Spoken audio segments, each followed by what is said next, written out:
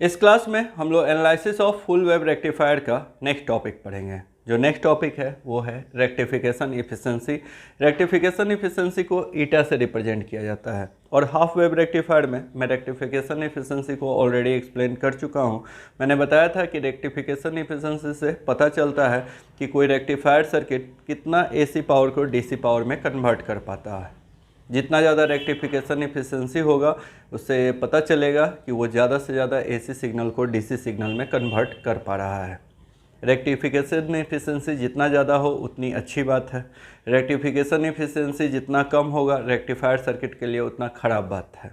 तो ये दो बात याद रखना, ठीक है। तो चलो, और इसको डेफिनीशन के फॉर्म में भी मैंने बताया था कि रेक्टिफिकेशन इफिशिएंसी अगर निकालना हो या डिफाइन करना हो तो आप सिंपली बता सकते हो कि it is the ratio of output DC power to input AC power. Output DC power और इनपुट एसी पावर के रेशियो को हम लोग इफिशिएंसी बोलते हैं। ऐसे भी कहीं पे भी किसी भी सर्किट में इफिशिएंसी जब भी निकालना होगा तो output power by input power से ही हम लोग निकालते हैं, ठीक है। यहाँ क्या और भी आगे सर्किट मिलते रहेगा तो वहाँ पे भी रेक्टिफिकेशन इफिशिएंसी निकालने का यही तरीका होगा, ठीक है। चलो फिर चलो देखो क्या हमने लिखा है। रेक्टिफिकेशन इफिशिएंसी का डेफिनेशन क्या लिखा है। It is defined as the ratio of DC power output to the load. Ratio of DC output power to the load. DC output power load पे ही मिलता है क्योंकि रेक्टिफायर सर्किट के लोड के क्रॉस हम लोग को डीसी पावर मिलता है। To the AC power input from the secondary winding of transformer. और एसी पावर जो हम लोग को मिलता है इनपुट साइड में जो ट्रांसफार्मर लगा हुआ रहता है उसके सेकेंडरी वाइंडिंग से हम लोग को उस सर्किट का इनपुट एसी पावर मिलता है, ठीक है। तो अब ईटा के फॉर्म में, इसको फार्मूला के फॉर्म में अगर इफिशिएंसी को डिफाइन किया जाए तो लिख सकते हैं हम लोग DC power output to load divided by AC power input. यहाँ पे जो एसी पावर इनपुट होगा ये सेकेंडरी वाइंडिंग के द्वारा जो एसी पावर ट्रांसफ़र किया जा रहा है वो पावर होगा, और यहाँ पे डीसी पावर जो मिल रहा है आउटपुट के रूप में ये लोड के क्रॉस डीसी पावर होगा। अब इसको ऐसे भी लिख सकते हैं पीडीसी बाई पीएसी, बिल्कुल वैसे ही जैसा कि हाफ वेव रेक्टिफायर में हम लोग पढ़े थे। तो ईटा का ये एक फार्मूला हो गया। ये कौन सा ईटा है? ईटा है, ईटा नहीं है। जिससे घर का दीवार जोड़ते हैं वो वाला ईंटा नहीं है, ईटा है, ईटा। समझ रहे हो ना। चलो अब आगे थोड़ा सा बढ़ते हैं। पीडीसी का वैल्यू कैसे निकालेंगे? तो पीडीसी कैसे निकालेंगे? आईडीसी स्क्वायर इंटू आरएल, ठीक है। आई स्क्वायर आर के पावर का फार्मूला होता है ना, आई स्क्वायर आर। और पावर जब भी रजिस्टर के अक्रॉस निकालना होता है तो यही वाला फार्मूला यूज करेंगे, भी इंटू आई फार्मूला यूज नहीं करेंगे। जब रजिस्टर के अक्रॉस निकाला जाता है तो आई स्क्वायर आर के फॉर्म में निकाला जाता है। और चूंकि डीसी पावर निकालना है तो यहाँ पे जो आई का वैल्यू होगा ये डीसी फॉर्म में होगा, और किसके अक्रॉस ये डीसी पावर होता है तो लोड आरएल के अक्रॉस होता है। तो I D C square RL लिखेंगे। आई डी सी का वैल्यू ऑलरेडी हम लोग फाइंड आउट कर चुके हैं, 2IM बाई पाई। अगर आई डी सी के जगह पे 2IM बाई पाई पुट करोगे तो इसका स्क्वायर हो जाएगा इंटू आरएल हो जाएगा। थोड़ा सा इस इक्वेशन को और सॉल्व कर लेते हैं। 2 का स्क्वायर 4 हो जाएगा, IM का स्क्वायर IM स्क्वायर हो जाएगा divided by pi square into RL, ठीक है।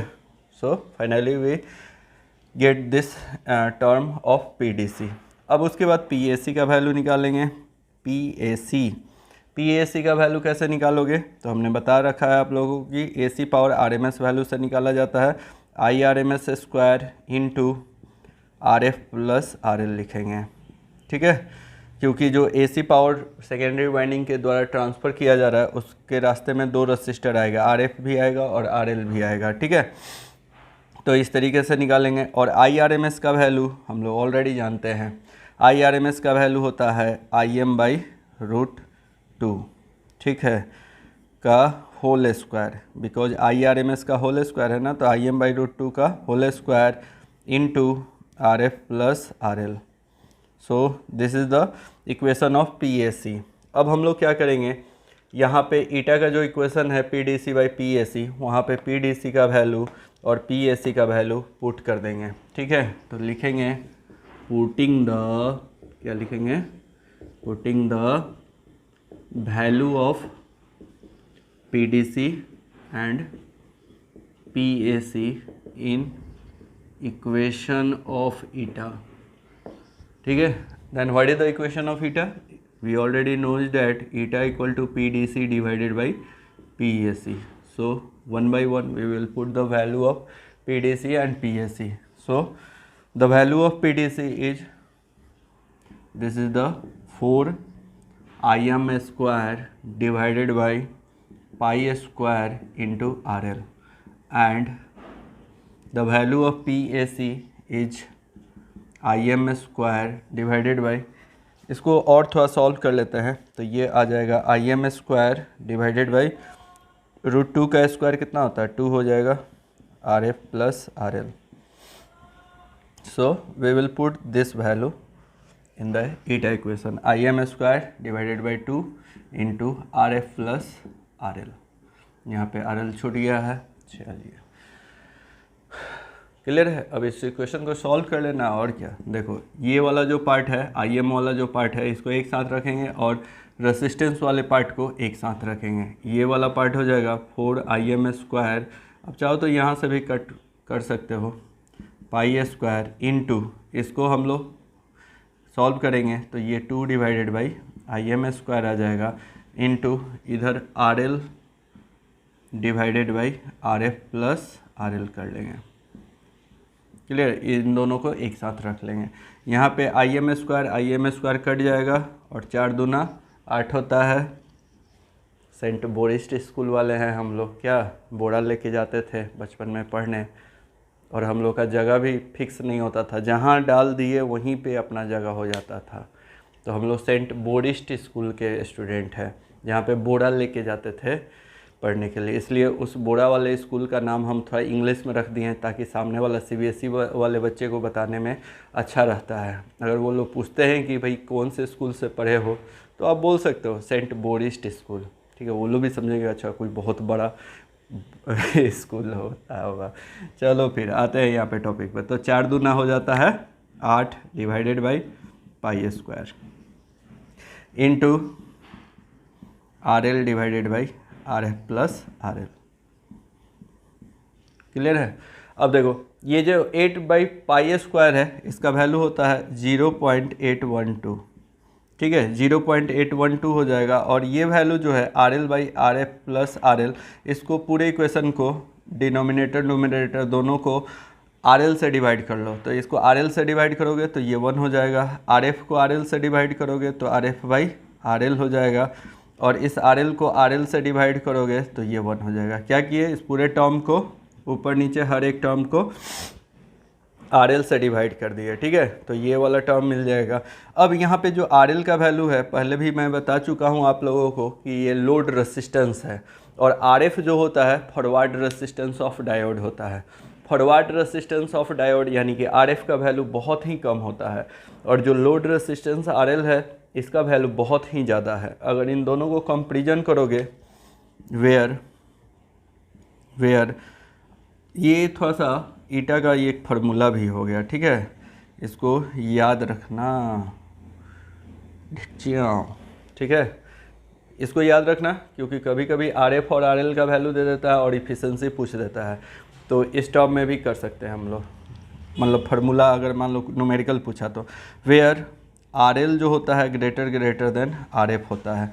अगर ये RL का वैल्यू बहुत ज़्यादा होगा और RF का वैल्यू बहुत छोटा होगा तो बहुत छोटा वैल्यू को बहुत बड़े वैल्यू से जब डिवाइड करोगे तो ये वैल्यू बहुत ही छोटा आ जाएगा, 0.000 कुछ आ जाएगा. ठीक है, तो इसको हम लोग इग्नोर कर देंगे. तो ये वाला टर्म जो है ये पूरा का पूरा क्या आ जाएगा, मान लो 0 आ जाएगा तो 1/1 प्लस 0 यानी कि 1/1 आ जाएगा. तो 1/1 1 हो जाता है. तो ओबियसली ईटा का वैल्यू क्या हो जाएगा, if RL equal to RF so RF by RL is neglected. ठीक है, इसको नेगलेक्ट कर दोगे. अगर इस पूरे टर्म को नेगलेक्ट कर दोगे तो 1/1 आ जाएगा. 1/1 का वैल्यू 1 होता है. सो ईटा इक्वल टू 0.812 आ जाएगा. और परसेंटेज ईटा मतलब इफ़िशेंसी जो होगा अगर इसको 100 से मल्टीप्लाई कर दोगे तो 81.2% आ जाएगा. हमेशा याद रखना efficiency of full wave rectifier बहुत बड़ी क्वेश्चन में पूछा जाता है। गवर्नमेंट सेक्टर के एग्जाम्स में फुल वेव रेक्टिफायर का एफिशिएंसी पूछा जाता है।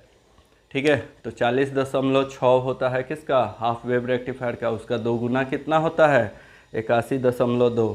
किसी एक का भी याद रखोगे तो काम चल जाएगा। फुल वेव का अगर याद होगा तो 2 से डिवाइड कर देना तो हाफ वेव का निकल जाएगा, मतलब उसका आधा कर देना। फुल वेव रेक्टिफायर का जितना एफिशिएंसी होता है इसका आधा हाफ वेव रेक्टिफायर का एफिशिएंसी होता है। या हाफ वेव रेक्टिफायर का अगर एफिशिएंसी याद है तो उसका 2 गुना फुल वेव रेक्टिफायर का एफिशिएंसी है। अरे आप लोग तो इतने समझदार हो, हम क्यों इतना समझाते रहते हैं, है ना। आप लोग तो 2000 मॉडल हो 2000 मॉडल मतलब बहुत एडवांस टेक्नोलॉजी वाले ज़माने के हो। मतलब आप लोग का जब डेट ऑफ बर्थ होगा हो सकता है कि 2000 ईस्वी के आसपास का होगा, है ना। हम लोग तो 90s मॉडल हैं।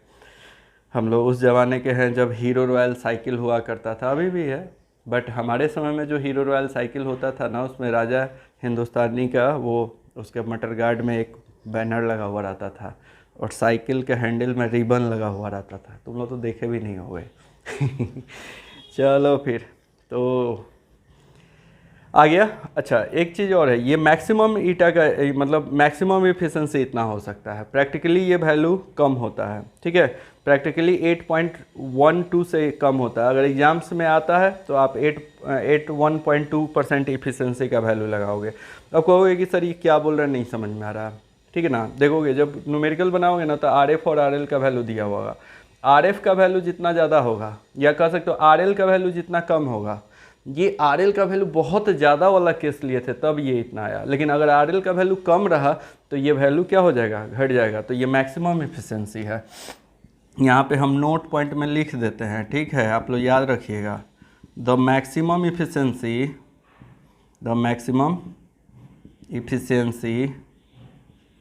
Of full wave rectifier is 81.2%, ठीक ना।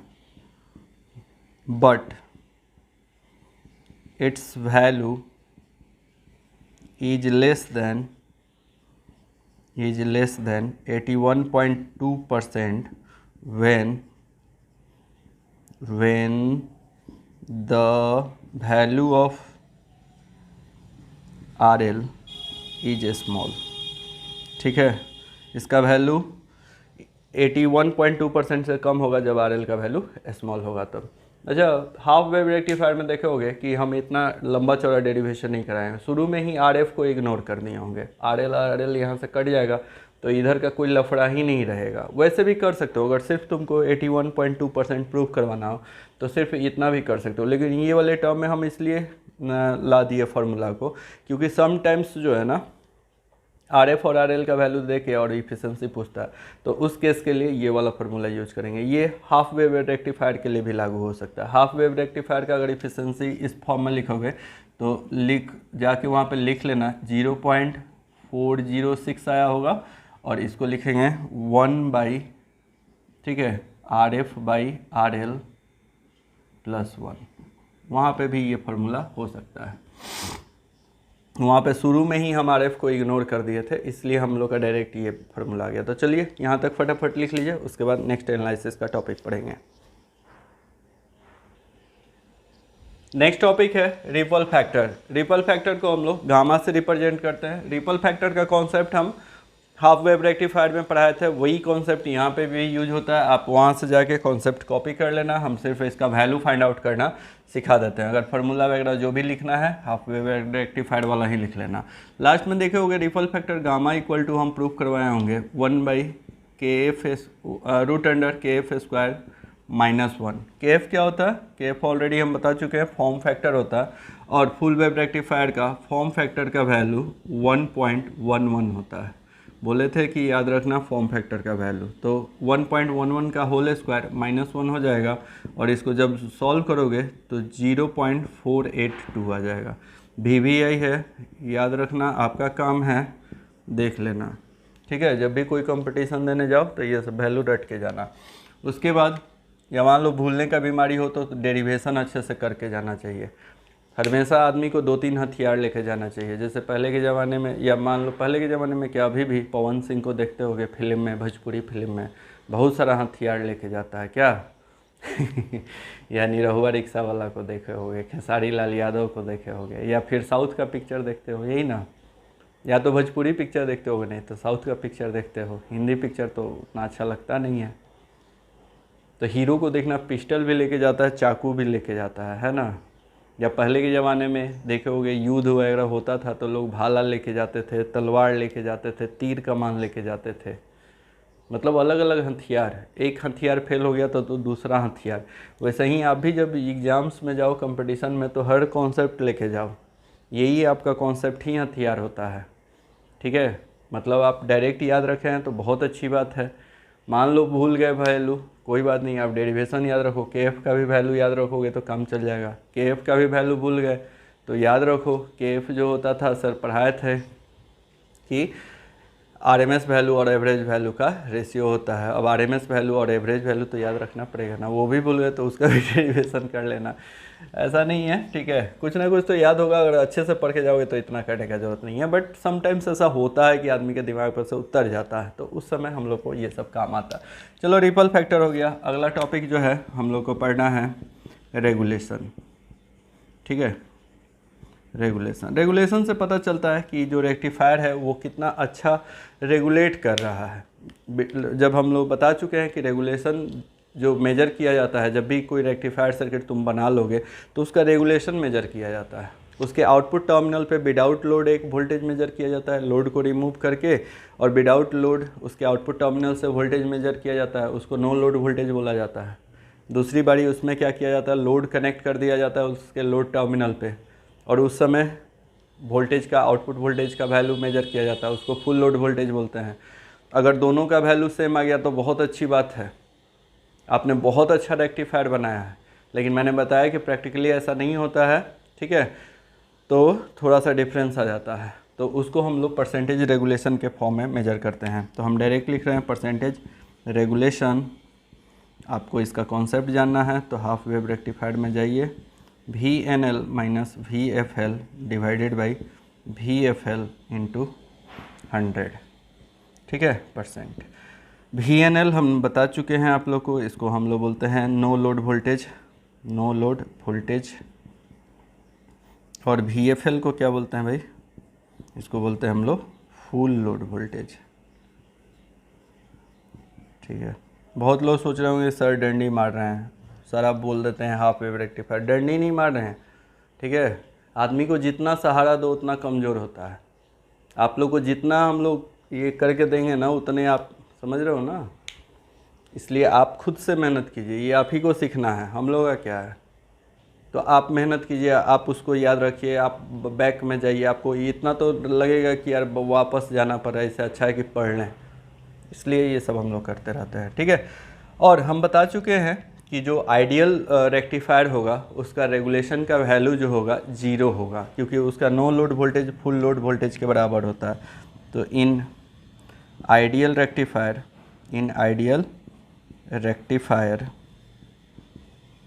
VNL इक्वल टू होता है VFL, so the percentage regulation is 0। Ideal rectifier का रेगुलेशन का वैल्यू क्या होता है, 0 होता है, याद रखना बहुत ज़रूरी है। लेकिन प्रैक्टिकली ऐसा नहीं होता है। लेकिन जब भी प्रैक्टिकली अगर वैल्यू कुछ भी आता है रेगुलेशन का तो वो 0 के नज़दीक हो तो बहुत अच्छी बात है। 0 से जितना ज़्यादा होगा मतलब वो उतना ही ख़राब रेक्टिफायर है। एक काम कीजिए, यहाँ तक लिख लीजिए, उसके बाद एक लास्ट टॉपिक बचा हुआ है ट्रांसफार्मर यूटिलाइजेशन फैक्टर, उसको इसके बाद पढ़ा रहे हैं। एनालिसिस का नेक्स्ट टॉपिक है ट्रांसफार्मर यूटिलाइजेशन फैक्टर, जिसको TUF शॉर्ट में हम लोग बोलते हैं। यहाँ पे जो TUF पढ़ेंगे तो शुरू में ही हम बता चुके हैं कि फुल वेव रेक्टिफायर का 2 टाइप्स होता है, दोनों का TUF वैल्यू अलग अलग होता है। तो ए में हम लोग अभी पढ़ने वाले हैं TUF of transfer centre tap rectifier, centre tap rectifier का TUF वैल्यू अलग आता है और ब्रिज रेक्टिफायर का TUF वैल्यू अलग अलग आता है। ठीक है, तो चलो यहाँ पे थोड़ा सा हम पढ़ के बताते हैं कि TUF of centre tap rectifier क्या होगा।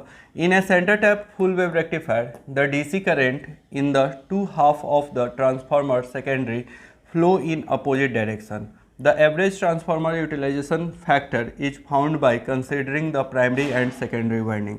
थोड़ा यहाँ पे समझना पड़ेगा आपको, ठीक है, बहुत ही कंफ्यूजिंग होता है। पहले हम आप लोगों को हाफ वेव रेक्टिफायर का TUF बता देते हैं।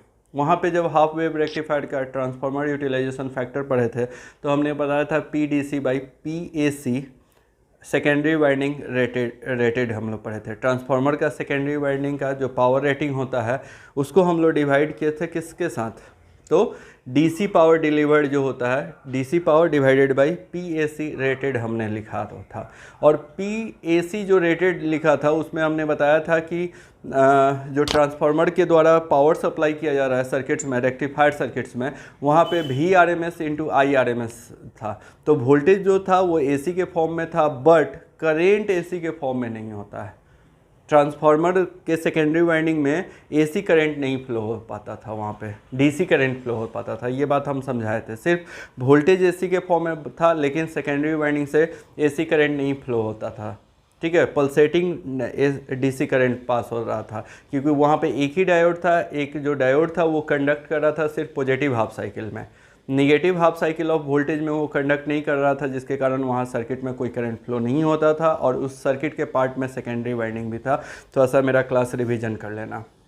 बट यहाँ पे जो सेंटर टैप ट्रांसफार्मर है इसके सेकेंडरी वाइंडिंग से AC सिग्नल पास होगा, AC करंट पास होगा, मतलब पॉजिटिव हाफ के केस में भी करंट पास होगा और निगेटिव हाफ वोल्टेज के केस में भी करंट पास होगा, क्योंकि पॉजिटिव हाफ में D1 कंडक्ट करके सर्किट में करंट फ्लो करा देता है और निगेटिव हाफ के केस में D2 डायोड कंडक्ट होके करंट फ्लो करा देता है।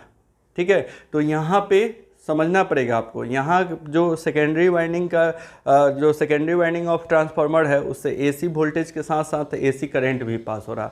तो यहाँ पे जो ट्रांसफार्मर यूटिलाइजेशन फैक्टर निकालने का जो तरीका है ये हम लोग निकालेंगे। Average transformer utilisation factor is found by considering the primary and secondary winding. आपको primary winding and secondary winding का ट्रांसफार्मर पावर निकालना पड़ेगा, ट्रांसफार्मर यूटिलाइजेशन फैक्टर निकालना पड़ेगा, प्राइमरी वाइंडिंग का भी निकालना पड़ेगा, सेकेंडरी वाइंडिंग का भी निकालना पड़ेगा, और दोनों का जो एवरेज वैल्यू होगा वही transformer utilisation factor of centre tap होगा। तो चलो 1 बाय 1 निकालेंगे। पहला हम लोग निकालेंगे transformer utilisation factor of primary. तो लिखेंगे transformer utilisation factor of primary, मतलब प्राइमरी साइड, ट्रांसफार्मर का जो प्राइमरी साइड होगा उसको। तो TUF इक्वल टू लिखोगे PDC जो DC पावर डिलीवर्ड हो रहा है डिवाइडेड बाय PAC रेटेड होगा, और ये वैल्यू होगा प्राइमरी, यहाँ पे लिख लेना। ठीक है, ये प्राइमरी वैल्यू लिख लेंगे। अब PDC का वैल्यू निकालना आप लोग को सिखा चुके हैं, अलग से हम बताते हैं।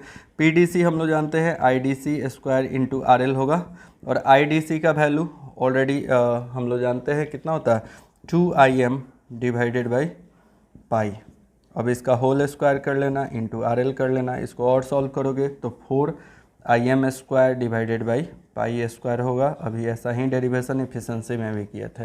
अब PAC रेटेड जो होगा ना, ये PAC रेटेड ऐसे होगा, इसका जो वैल्यू होगा ये वोल्टेज इंटू करेंट के फॉर्म में होगा। ट्रांसफार्मर का जो पावर होता है KVA होता है, मतलब पावर रेसिस्टेंस के फॉर्म में नहीं निकाला जाता है, वोल्टेज इंटू करेंट के फॉर्म में। तो यहाँ पे VRMS निकालेंगे और IRMS निकालेंगे। तो VRMS इंटू IRMS इसका पावर का वैल्यू होगा, PAC का वैल्यू हो जाएगा। ठीक है, ये ट्रांसफार्मर का प्राइमरी वाइंडिंग का पावर है। VRMS आप लोग को पता है कैसे निकालते हैं, तो VM डिवाइडेड बाई √2 से निकालेंगे इंटू IRMS का वैल्यू कितना होता है, तो आप लोग को पता है IM/√2 होता है। ठीक है, AC सिग्नल का हम लोग जब निकालते हैं RMS वैल्यू तो मैक्सिमम एम्पलीट्यूड से √2 से डिवाइड कर देना होता है मैक्सिमम एम्पलीट्यूड को। अब देखो यहाँ पे जो VM है इसके बदले हम लोग ऐसे लिख सकते हैं क्या, IM इंटू RL लिख सकते हैं। मैक्सिमम वोल्टेज कितना होगा, maximum current into load resistance divided by √2 into IM by √2 हो जाएगा। इसको मल्टीप्लाई करोगे तो IM मल्टीप्लाई होके IM स्क्वायर हो जाएगा इंटू RL हो जाएगा, डिवाइडेड बाई क्या होगा, तो ये हो जाएगा 2। क्लियर है। तो यहाँ से ऐसे हम लोग वैल्यू निकाल लेंगे। अब देखो क्या करते हैं, अब इसको हम लोग सॉल्व करेंगे इस इक्वेशन को। ठीक है, एक चीज़ थोड़ा सा देखोगे, यहाँ पे थोड़ा मिस्टेक है, यहाँ पे VM की जगह पे IM इंटू RL की है ना, RL प्लस RF होगा। ठीक है, RF प्लस RL होगा, इसलिए क्योंकि टोटल रेजिस्टेंस कंसीडर किया जाता है। RMS वैल्यू निकालना है ना, तो RMS निकालने में RF और RL दोनों को कंसीडर किया जाता है। तो ये equation RF plus RL plus RF हो जाएगा ब्रैकेट में। ठीक है, तो ये इक्वेशन ऐसे आ जाएगा। अब हम लोग क्या करेंगे, इन दोनों वैल्यू को यहाँ पे TUF में पुट कर देंगे। सो TUF इक्वल टू कितना हो जाएगा, ठीक है, PDC divided by PAC primary है। ठीक है, इसका वैल्यू पुट करो तो PDC का वैल्यू कितना है, PDC का वैल्यू है 4IM square divided by pi square into RL divided by कितना हो जाएगा भाई, तो ये वाला वैल्यू, ये वैल्यू कितना है IM square into RL plus RF। ठीक है, और डिवाइडेड बाई 2 हो जाएगा। क्लियर। अब इसको सॉल्व करोगे, IM स्क्वायर बाई 2 को इसके साथ लिखेंगे। देखो 4IM square divided by pi square लिखे इंटू 2 को ऊपर भेज देंगे और यहाँ पे आ जाएगा IM स्क्वायर, और जितने भी रेजिस्टेंस है उसको एक साथ लिखेंगे। ये रेजिस्टेंस है RL divided by RL plus RF हो जाएगा। ठीक है, क्या किए समझे, IM स्क्वायर बाई 2 को इसके साथ सॉल्व किए, तो यहाँ से IM स्क्वायर कट जाएगा, तो ये आ जाएगा 8 divided by pi square into RL divided by RL plus RF। अच्छा, इफिशेंसी निकाले थे तो हम लोग को ये सही इक्वेशन आया था। अब हम लोग क्या करेंगे, यहाँ पे RL से डिवाइड कर देंगे इसको, तो ये आ जाएगा 8 बाई पाई स्क्वायर आ जाता है 0.812। इफिशेंसी में यही वाला टर्म आया था, और इसको RL से डिवाइड करोगे तो 1 divided by 1 plus RF by RL आ जाएगा। और हम बता चुके हैं if RL greater than RF होगा, ठीक है, तो ये टर्म बहुत छोटा आ जाएगा, इसको नेगलेक्ट कर देंगे, तो 1 बाई 1 हो जाएगा, तो ये वैल्यू आ जाएगा 0.182। एक्चुअली ये ऑलमोस्ट वैल्यू लिखा जाएगा। तो ये प्राइमरी वाइंडिंग का TUF वैल्यू आ गया, ये प्राइमरी वाइंडिंग का TUF वैल्यू आ गया, या प्राइमरी वाइंडिंग, हाँ कह सकते हो प्राइमरी वाइंडिंग का TUF वैल्यू आ गया। अब हम लोग क्या करेंगे, ये जो सेंटर टैप ट्रांसफार्मर है ये 2 हाफ वेव रेक्टिफायर का कॉम्बिनेशन है। ठीक है, ये इक्विवेलेंट होता है 2 हाफ वेव रेक्टिफायर का, और इक्विवेलेंट बनाने के लिए आपको वहाँ पे सेंटर टैप ट्रांसफार्मर यूज किया गया था। तो यहाँ पे हम लोग लिखेंगे the centre tap transformer is equivalent to, equivalent मतलब समानांतर होता है, equivalent to 2 half wave rectifier, 2 half wave rectifier. ठीक है, सो TUF इक्वल टू क्या लिखेंगे, 2 into TUF of half wave लिख सकते हैं, हाफ वेव रेक्टिफायर, सिर्फ हाफ वेव लिख रहे हैं, मतलब 2 हाफ वेव रेक्टिफायर का कॉम्बिनेशन है। तो टोटल इसका TUF वैल्यू कितना होगा, तो एक हाफ वेव रेक्टिफायर का जितना TUF होगा उससे 2 से मल्टीप्लाई कर देंगे, तो 2 इंटू हाफ वेव रेक्टिफायर का TUF वैल्यू था आता है इसका 0.826, 0.286 आता था, शायद यही आता था, हाँ 286, और जब इसको मल्टीप्लाई करोगे तो 0.57 कितना आ जाएगा, 8 दूना 16, 6 दूना 12 आ जाएगा, और 8 दूना 16 1 17, और ये आ जाएगा 7415, इतना आ जाएगा, 0.528 आ जाएगा। ये किसका आ गया? तो ये आपको ना सेकेंडरी साइड का आ गया, मतलब सेकेंडरी साइड में, ट्रांसफार्मर के सेकेंडरी साइड में आपको दो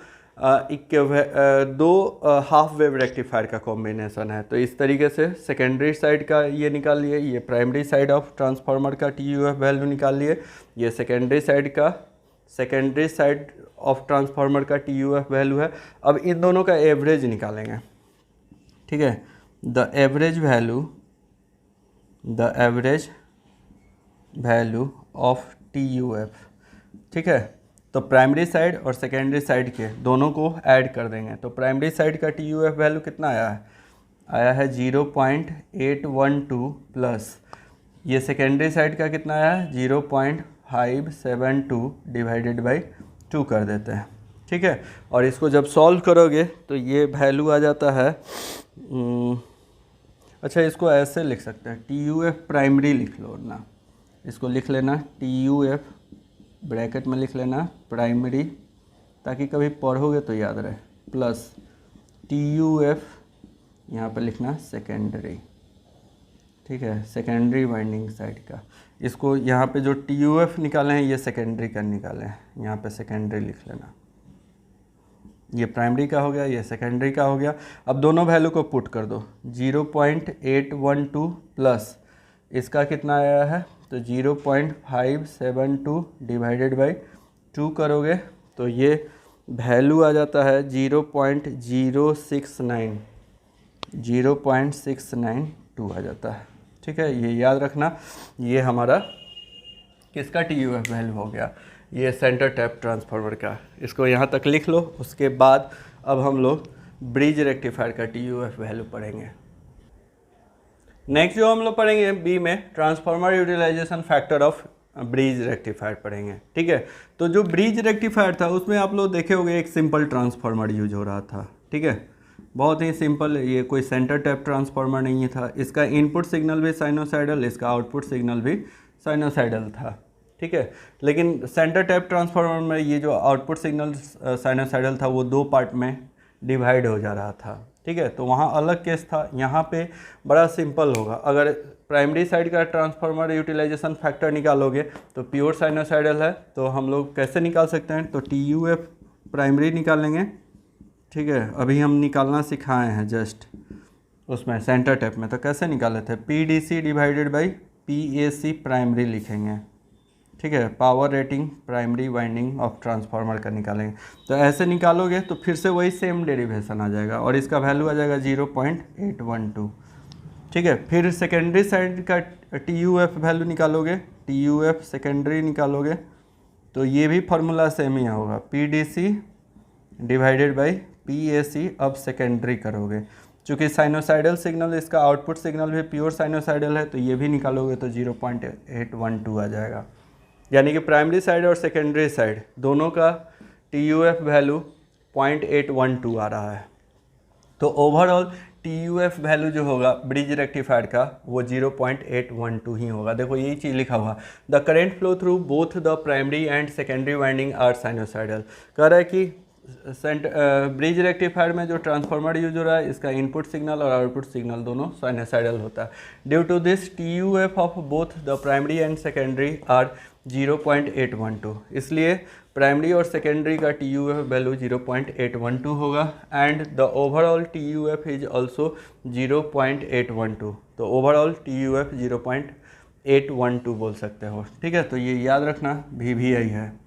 सेकेंडरी ब्रिज रेक्टिफायर का TUF वैल्यू 0.812 होता है और सेंटर टैप का 0.692 पढ़े थे, ठीक है।